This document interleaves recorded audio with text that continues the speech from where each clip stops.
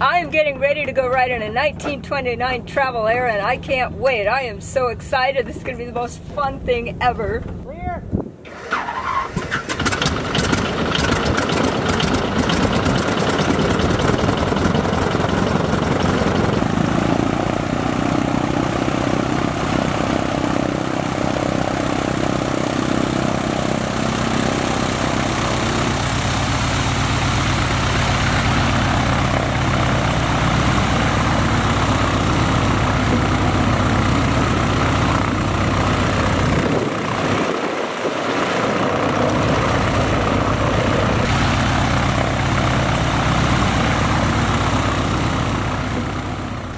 Hi everybody, it's Ramona Cox, SkyChick of SkyChick Adventures, and I am here at Brackett Airfield. I'm actually here for one of the display days, and one of the aircraft on display is this 1929 Travel Air.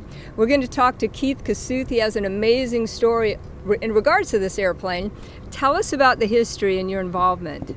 Well, my history started with this plane last June. I got a call from Rod Magner, the previous owner of the plane, and he asked me to come look at the plane. He knew I was hunting for a Travel Air, so I went up to Orcas Island where the plane was, and I knew right away it was the right planes. And then I took the plane apart to know everything about the plane and put it back together. For my test flight, I flew it to Florida and met with a friend there that had a Travel Air, and we took the Travel Airs apart and shipped them to England, and from there we flew them across to Belgium and through France, Italy, and the southern shore of Greece to meet with some other people that had vintage biplanes. It was an amazing adventure then, and now I've got the plane back to the US and I got set up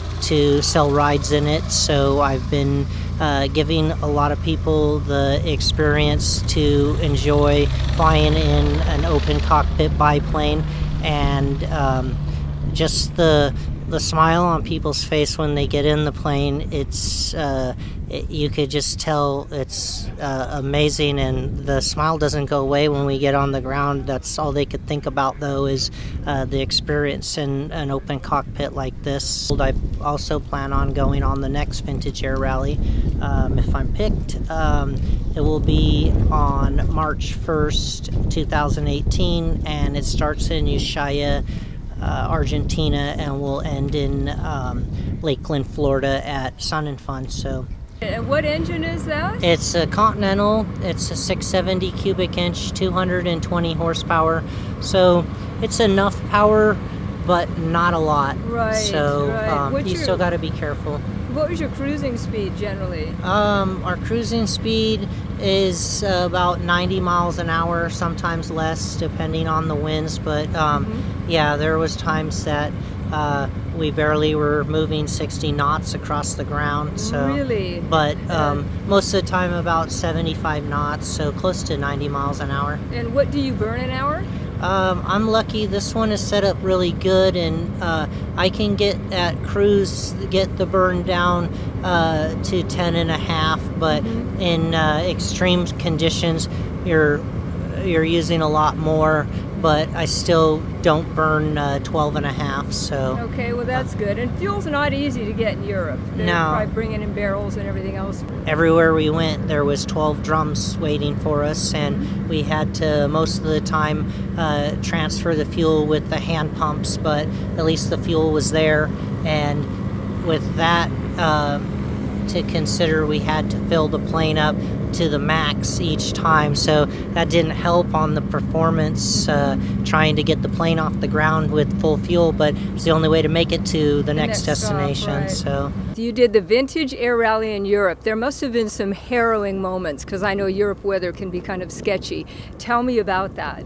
Yeah, October months and November through Europe is low visibility, so a lot of fog that we flew through, and going through some mountain areas was intense. But even further on in the rally, through Egypt with a lot of dust storms, low visibility with dust storms, and Sudan, across the Nubian desert, low visibility, landing places in the dark. We hope that we would have been there before it got dark, and the legs were long for planes this slow. So even different things that were intense were high density altitude flying. Kenya just started getting very high density altitude conditions, and some of the planes didn't make it. A steerman actually crashed, but beyond that point, going into Tanzania, there was a chance to be able to land at the Ngorongoro crater rim, and not everybody wanted to do it, but I did. So my other friend with the Travel Air, we stripped our planes down with everything that we didn't need at the Mount Kilimanjaro airport, and then we headed up, and we made it up to 9,000 feet, found a hole in the cloud, and got down, found the crater, and landed on the rim, which the actual airstrip was at 8,000 feet. So I was kind of nervous, but once we did it, and knowing that the next morning was going to be cool, we got off the ground, and the plane performed pretty good. So if somebody would like to fly in this aircraft, how would they contact you? I have a website, barnstormersbiplaneRides.com, or go on the website, and all the information is on there, or just stop by Chino. I'm based right by Flo's Airport Cafe. Okay. So love that place? Yeah, it's great. Sounds good. Well, thank you so much, Keith. All right. Thank you, everybody, for joining us. Here we are, Brackett Airfield, the airport days. Thank you, and over and out from SkyChickAdventures.com.